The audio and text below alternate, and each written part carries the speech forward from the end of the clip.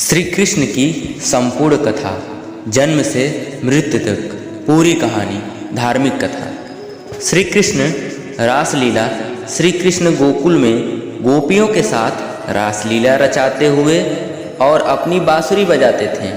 सभी गोकुलवासी पशु पक्षी आदि उनकी बांसुरी की धुन सुनकर बड़े ही खुश होते थे और उनको ये आवाज़ बहुत प्रिय लगती थी, जो बांसुरी की आवाज़ थी।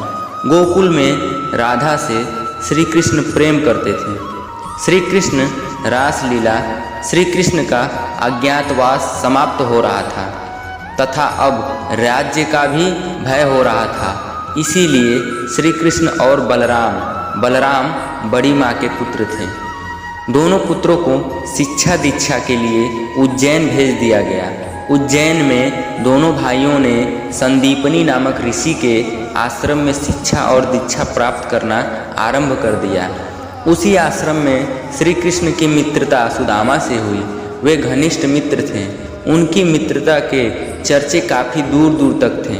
शिक्षा दीक्षा के साथ साथ अस्त्र शस्त्र का भी ज्ञान प्राप्त करके वे वापस आ गए तथा द्वारिकापुरी के राजा बन गए।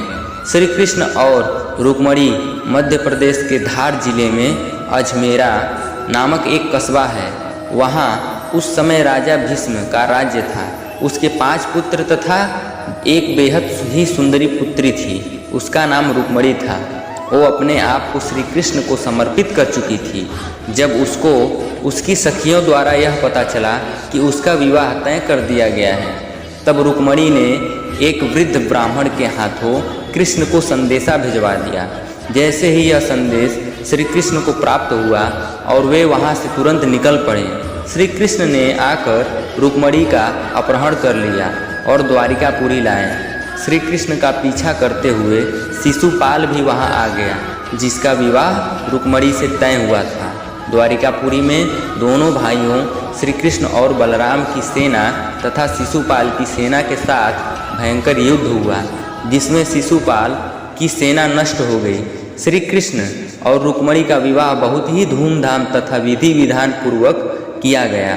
श्री कृष्ण की सभी पटरानियाँ में रुक्मणी का दर्जा सबसे ऊपर था। मेरे प्रिय भाइयों, श्री कृष्ण की संपूर्ण कथा चैप्टर 2 यहीं समाप्त होता है। चैप्टर 3 को सुनने के लिए हमारे चैनल को सब्सक्राइब करें। जय।